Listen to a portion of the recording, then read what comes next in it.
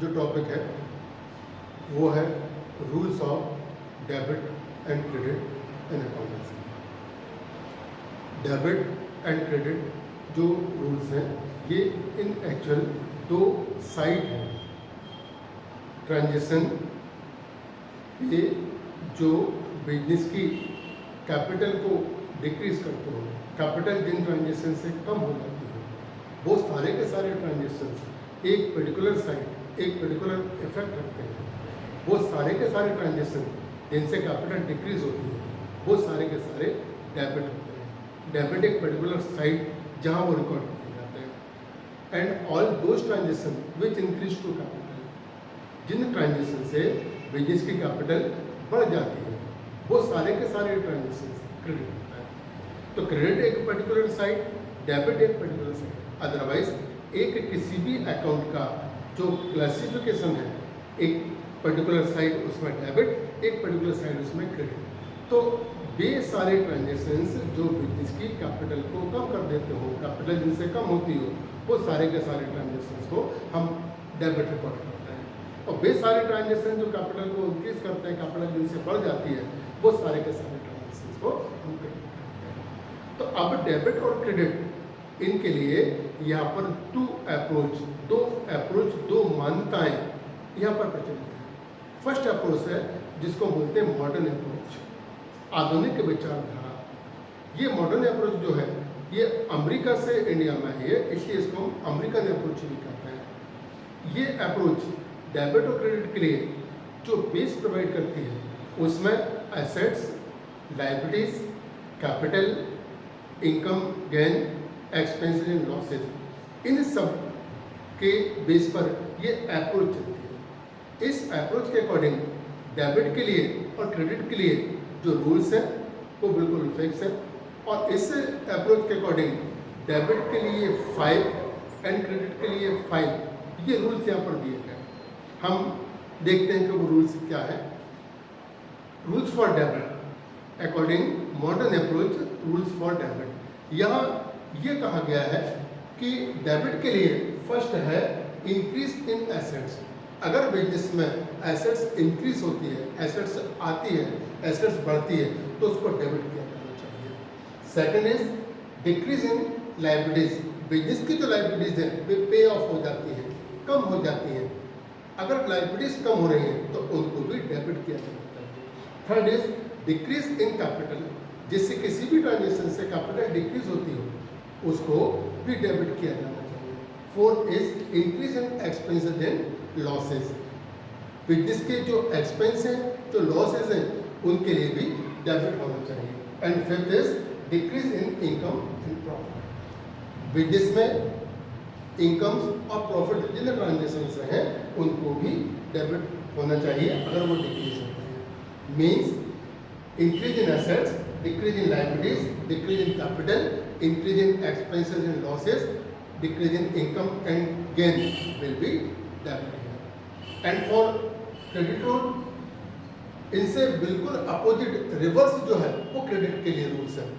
According this approach rules for credit decrease in assets, अगर assets decrease होती हैं तो उन्हें क्रेडिट होना चाहिए। इंक्रीज इन लायबिलिटीज, अगर लायबिलिटीज बढ़ते हैं तो उन्हें क्रेडिट होना चाहिए। इंक्रीज इन कैपिटल, अगर कैपिटल बढ़ती है तो उसे क्रेडिट होना चाहिए।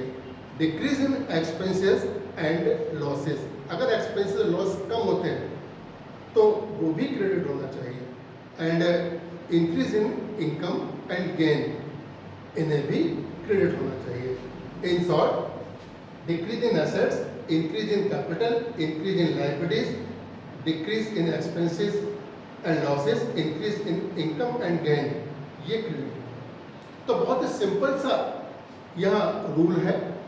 जो डेबिट है उन्हीं के रिवर्स, उन्हीं के अपोजिट उन्हें क्रेडिट करने को कहा गया है। सेकंड अप्रोच, सेकंड मेथड जो ट्रेडिशनल मेथड है और ये पास्ट कई टाइम से हम इसको यूज़ करते हैं, हम इसको स्टडी करते हैं। इस अप्रोच में मीन्स ट्रेडिशनल अप्रोच में सबसे पहले ट्रांजेक्शन में जो अकाउंट्स हैं उन अकाउंट्स को क्लासीफाई किया जाता है, उनका क्लासिफिकेशन होता है और क्लासिफिकेशन के बेस पर अकाउंट के रूल्स यहाँ पर अप्लाई होता है। तो जो क्लासिफिकेशन है, उन क्लासिफिकेशन में सबसे पहला क्लासिफिकेशन होता है पर्सनल अकाउंट। हम बिजनेस में जो भी ट्रांजेक्शन्स करते हैं, उन ट्रांजेक्शन में वे सारे के सारे ट्रांजेक्शन जो हम किसी पर्सन से करते हैं, पर्सन को कुछ देते हैं, पर्सन से कुछ लेते हैं, पर्सन से कुछ आ रहा होता है, तो जो भी हम पर्सन से ट्रांजेक्शन कर रहे होते हैं, उन सारे के सारे ट्रांजेक्शन के लिए हम पर्सनल अकाउंट में ट्रांजेक्शन करते हैं, तब ये पर्सनल अकाउंट होता है। सेकंड होता है impersonal account, account which are not related to person other than person, उन सबको यहाँ पर इम्पर्सनल अकाउंट कहा गया है। अलग किसी तरीके से जब उनको क्लासिफाई करते हैं तब फिर ये 3 टाइप हो जाते हैं। फर्स्ट इज है personal account, first is personal account, second is real account, third is nominal account. इन्हें हम थोड़ा सा समझें। Personal account are those account which are related to person, वे अकाउंट जो पर्सन से रिलेटेड है। अब इन अकाउंट का भी यहाँ पर क्लासिफिकेशन है। Personal account are classified in 3 part. First is natural personal account, first is natural personal account. Natural personal account are related to human beings, वे अकाउंट जो इंसान से रिलेटेड हैं, जो जिनका नेचर से जन्म हुआ है, उन्हें नेचुरल पर्सनल अकाउंट कहा गया। For example Ram's account. Second is artificial person. Artificial person वो पर्सन जो पर्सन नहीं है बट पर्सन जैसा जो ट्रांजेक्शन करते हैं, जिनका व्यवहार होता है, जिनका क्रिएशन किसी एक्ट से होता है, लॉ से होता है, पार्लियामेंट से होता है, या कोई भी स्पेशल पावर जो है वो इनको आइडेंटिटी प्रोवाइड करता है, उन्हें यहाँ पर आर्टिफिशियल पर्सन कहा गया। और ये बिल्कुल पर्सन जैसे ट्रांजेक्शन करते हैं, जैसे कि bank account. Third is representative personal account. Representative personal account means way transaction, way account जो इनडायरेक्टली किसी पर्सन को रिप्रेजेंट करते हैं। सामने पर्सन है बट हम पर्सन से बात नहीं कर रहे, उस पर्सन और हमारे बीच में कुछ बीच में है, वो इनडायरेक्टली पर्सन को रिप्रेजेंट करेगा।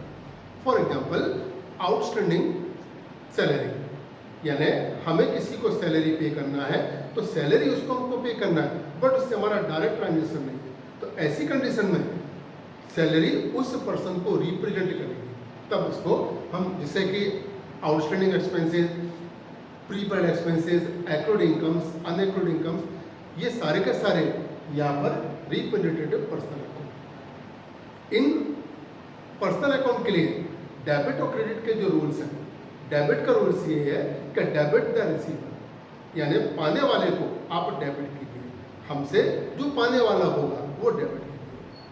एंड जो कोई हमसे लेने वाला means debit the receiver and credit the giver, जो देगा वो क्रेडिट, जो लेगा वो debit. Second is real account. Real account are related to things and properties which we can touch, we can see. हम वे सारे एसेट प्रॉपर्टी जिन्हें देख सकते हैं, जिन्हें छू सकते हैं, जिनका हम व्यवहार करते हैं, जिन्हें हम ला सकते हैं, वो सारे के सारे यहाँ पर रियल अकाउंट है, और उनसे जो रिलेटेड अकाउंट है वो रियल अकाउंट है। For example machinery account, for example building account, for example furniture account. These all assets things we can touch and we can see. तो इन सब के लिए जो यहाँ पर डेबिट क्रेडिट के लिए रूल्स है, तो डेबिट का रूल ये है कि डेबिट व्हाट्स कम इन, यानी हमारे बिजनेस में जो कुछ आएगा वो डेबिट होगा, and credit what's go out, जो बिजनेस से बाहर जाएगा वो क्रेडिट होगा। जो बिजनेस में आएगा वो डेबिट, जो बिजनेस से जाएगा वो credit. Third is nominal account. Nominal account way account जिनकी रियलिटी नहीं है, जिन्हें हम देख नहीं सकते, जिन्हें हम छू नहीं सकते, हम केवल ट्रांजेक्शन को कंप्लीट करने के लिए एक नियम यूज करते हैं, like salary, like wages, like other expense any income. तो इन सब के कोई रिलेटिव नहीं है, बट ट्रांजेक्शन को कंप्लीट करने के लिए हम इनको यूज़ करते हैं, इस टर्म को हम यूज़ करते हैं। तो ये नॉमिनल अकाउंट्स होते हैं। तो नॉमिनल अकाउंट्स में इनकम, एक्सपेंसेस, लॉस, गेन ये सारे इंक्लूड होते हैं। और इन सब के लिए जो अकाउंटिंग रूल है, डेबिट का रूल है, debit all expenses and losses, सभी व्यय और हानियाँ इनको डेबिट किया जाना चाहिए। And credit all incomes, profit और गेन, जो इनकम्स हैं, जो प्रॉफिट हैं, इन सबको क्रेडिट किया जाना चाहिए। तो ट्रेडिशनल अप्रोच में डेबिट क्रेडिट के लिए सबसे पहले अकाउंट्स को क्लासिफाई किया गया, personal account, real account and nominal account. And rule जो इनके लिए अप्लाई हुए, पर्सनल अकाउंट के लिए debit the receiver, credit the giver. Real account के लिए debit what's come in, credit what's go out. And nominal के लिए debit expenses and losses, credit income and gain. अब अगर हम इन दोनों अप्रोच को कंपेयर करते हैं तो बात वहीं आ जाती है, जैसे कि मान लो यहाँ पर एक रूल था कि इंक्रीज इन एसेट्स, इसको डेबिट कीजिए। अब अगर इंक्रीज एसेट्स हो रही है, इसका मतलब एसेट्स बिजनेस में आ रही है। अगर एसेट्स बिजनेस में आ रही है, तब यहाँ रियल अकाउंट जो एसेट्स को रिप्रेजेंट करता है, इसमें रूल ये रहा कि डेबिट व्हाट्स कम इन।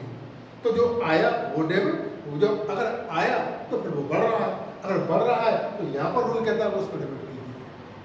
तो ये जो डेबिट और क्रेडिट के लिए जो रूल्स होते हैं, ये रूल्स कहीं भी किसी भी जगह अप्लाई करते हैं।